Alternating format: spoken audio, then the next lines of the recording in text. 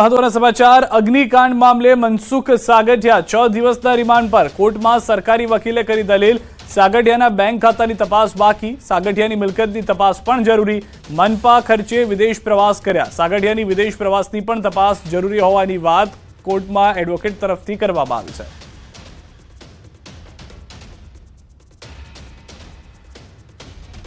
Gondal heritage ब्रिजनी दुर्दशा मामले राज्य सरकारनी कोर्टमां रजूआत फंड अछतनी पालिकाने रजूआत ध्याने लेवाय 22 करोड़નું फंड फाळववा निर्णय लेवायो બે નવા બ્રિજ માટે ફંડની ફાળવણીનો નિર્ણય ટેન્ડર પ્રક્રિયાના કામની સોંપણી ઝડપથી થશે તેવી પણ વાત સરકાર તરફથી કોર્ટમાં કરવામાં આવી છે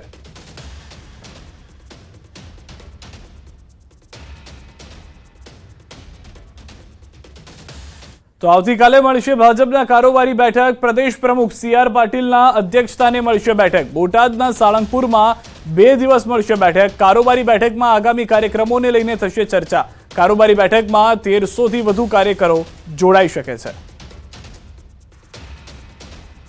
આગામી 4-5 તારીખે ગુજરાત ખાતે મળનારી છે માનનીય પાટીલ સાહેબના અધ્યક્ષસ્થાને આ કારોબારીમાં કેન્દ્રીય નેતૃત્વ પણ ઉપસ્થિત રહેનાર છે 2 દિવસના આ કામના સમયમાં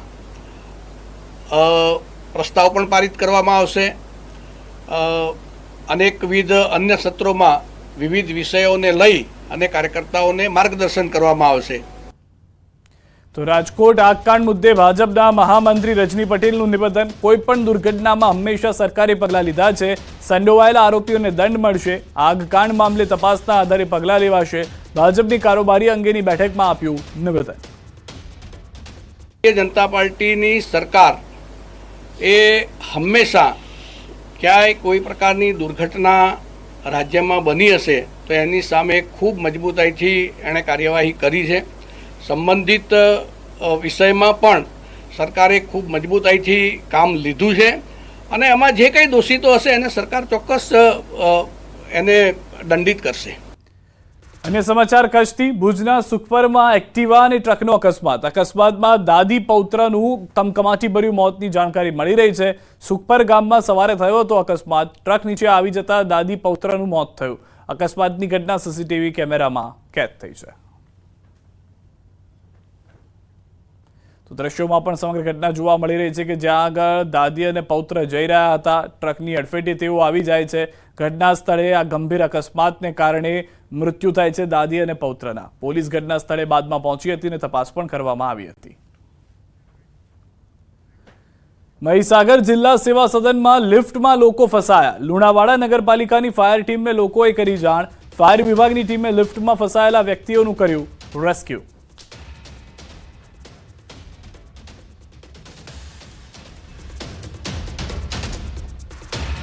સુરતના અઠવા લાઇન્સ પોલીસ મથક હદ વિસ્તારમાં આવેલ રુદરપુરા ખાતે રહેતા દીપેશ રાઠોડની કુબેરદાસની વાડી પાસેથી લાશ મળી આવી હતી લાશનો કબજો લઈ અઠવા પોલીસે તપાસ હાથ ધરી હતી ફોરેન્સિક રિપોર્ટમાં દીપેશ રાઠોડની માર મારવાના કારણે હત્યા થઈ હોવાનું સામે આવતા પોલીસે અજાણ્યા શખ્સો સામે હત્યાનો ગુનો દાખલ કરી વધુ તપાસ હાથ ધરી હતી જે દરમિયાન અઠવા પોલીસની તપાસમાં દીપેશની હત્યા રુદરપુરા કુબેરદાસની વાડી ખાતે રહેતા હર્ષદ જસવંત કહાર અને તેના ભાઈ ધર્મેશ જસવંત કહારે કરી હોવાનું સામે આવ્યું હતું જેથી પોલીસે બંને આરોપીની આજરોજ ધરપકડ કરી વધુ પૂછપરછ કરતા જાણવા મળ્યું કે મૃતક દીપેશ રાઠોડ અને આરોપી હર્ષદ જસવંત કહારની પત્ની વચ્ચે પ્રેમ સંબંધ હતો અને આ બાબતે દીપેશને બોલાવી માર મારવામાં આવ્યો હતો માર મારતા દીપેશનું ઘટના સ્થળે જ મોત થયું હતું विनल का हस्बैंड जो है हर्षद भाई कहार उसने उसको व्हाट्सएप कॉल पे बात करते हुए देख लिया तो हर्षद और उसका मित्र धर्मेश भाई कहार ये दोनों ये लड़के के ननियाल में यहाँ कुबेरदास जी की वाड़ी के पास में गए उसको बाहर बुलाया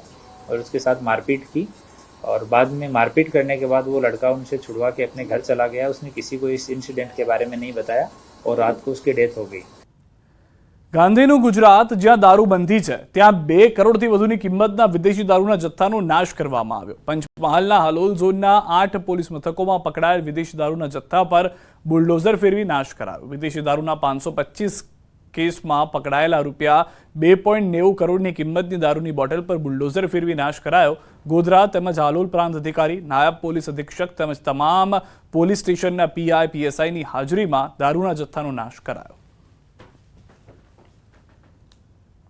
એટલે વિદેશી દારૂના જેટલા કેસો થયેલા હતા એમાં ટોટલ 525 કેસોમાં જે મુદ્દામાલ જપ્ત કરવામાં આવેલ તો એનો આજ રોજ નાશ કરવામાં આવેલ છે, જેમાં કુલ ટોટલ બોટલો 2,70,532 અને એની કુલ કિંમત 2,90,25,629 રૂપિયાનો મુદ્દામાલ આજ રોજ નાશ કરવાની પ્રક્રિયા ચાલી રહી છે.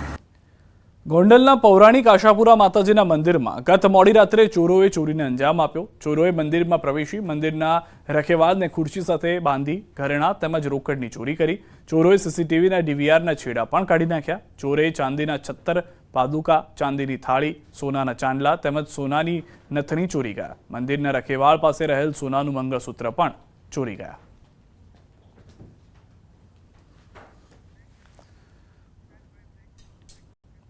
હાલ રોકાઈશું એક વિરામ માટે. આપ જોડાયેલા રહો ગુજરાતની number 1 news channel news 18 Gujarati સાથે.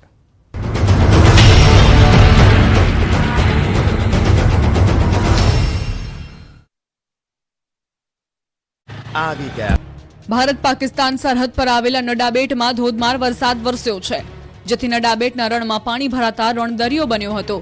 નડાબેટનો રણ વિસ્તાર પાણી ભરાવવાથી દરિયો બનતા અદ્ભુત દ્રશ્યો સર્જાયા હતા. ભારત પાકિસ્તાન બોર્ડર પર આવેલા નડાબેટમાં ધોધમાર વરસાદ ખાબકતા રણમાં પાણીની રેલમછેલ થઈ હતી. બનાસકાંઠાના છેવાડે આવેલ ઇન્ડોપાક બોર્ડર સ્થિત નડાબેટમાં મેઘરાજા મન મૂકીને વરસતા ચારે બાજુ પાણી ભરાયા, જેને પગલે ચોતરફ દરિયાઈ પાણીના દ્રશ્યો જોવા મળ્યા હતા. રણમાં દરિયાના પાણી ભરાતા અદ્ભુત દ્રશ્યો સર્જાયા હતા. સૌરાષ્ટ્ર અને દક્ષિણ ગુજરાતમાં મેઘરાજાની તોફાની બેટિંગ બાદ ઉત્તર ગુજરાતમાં આભ ફાટ્યું. બનાસકાંઠાના લાખણીમાં દેર ધનાધન વરસાદ તૂટી પડતા ચારે બાજુ જળબંબાકારની સ્થિતિનું નિર્માણ થયું. માત્ર 4 કલાકમાં જ 8 ઇંચ વરસાદથી લાખણી ગામ પાણી થઈ ગયું. લાખણીમાં ધોધમાર વરસાદથી જ્યાં જુઓ ત્યાં પાણી જ પાણી જોવા મળી રહ્યું છે. લાખણીની બજારો, ખેતરો, રોડ બધું જ ડૂબી ગયું છે. જાણે આખું ગામ બીડમાં ફેરવાયું હોય તેવું લાગી રહ્યું છે. લાખણીમાં ધોધમાર વરસાદથી બજારો પાણીમાં ડૂબી ગઈ. બજારોમાં પાણી ભરાઈ જતા વેપારીઓને ખૂબ હાલાકી પડી હતી, તેમજ રોડ રસ્તા પર પણ પાણી ભરાઈ જતા વાહન ચાલકોને ખૂબ હાલાકી ભોગવવાનો વારો આવ્યો છે. લાખણીના ગેડા, ગુણસોલ સહિતના ગ્રામ્ય વિસ્તારોના ખેતરોમાં પાણી ભરાયા. લાખણીના મોટાભાગના ખેતરો બેટમાં ફેરવાઈ ગયા. વરસાદની રાહ જોતા ખેડૂતો માટે આજે મેઘરાજા મન મૂકીને વરસતા ખેડૂતો ખુશ થઈ ગયા. બીજી બાજુ આકાશી આફતથી વેપારીઓની મુશ્કેલી વધી. લાખણીની અનેક દુકાનોમાં પાણી ઘૂસ્યા હતા, જેને પગલે વેપારીઓ હેરાન પરેશાન થયા.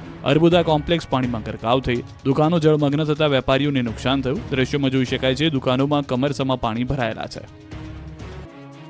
ચારે તરફ તબાહી જ તબાહીના દ્રશ્યો છે માંગરોળના ઓસા ગામના. અહીં પૂરે એવો તાંડવ મચાવ્યો કે આખું ગામ પાણીમાં ડૂબી ગયું. પૂરના પ્રચંડ પાણીએ રોડથી માંડી ખેતરો તબાહ કરી નાખ્યા. ખેડૂતોની મહેનત પૂરના ધસમસતા પાણીમાં તણાઈ ગઈ. માંગરોળના ફુલરામાંથી ઓસા ગામ તરફ જવાનો રસ્તો પાણીમાં ડૂબી ગયો. એટલું જ નહીં, આસપાસ જ્યાં જુઓ ત્યાં પાણી જ પાણી જોવા મળ્યું હતું. ખેતરો અને રસ્તાઓ પર લગભગ 1 થી 1.5 ફૂટ જેટલું પાણી જમા થઈ ગયું હતું. ગામમાં પણ હાલ બેહાલ છે. આખું ગામ જાણે જળ સમાધિ લઈ લીધી છે. ગામમાં એવી કોઈ જગ્યા નથી કે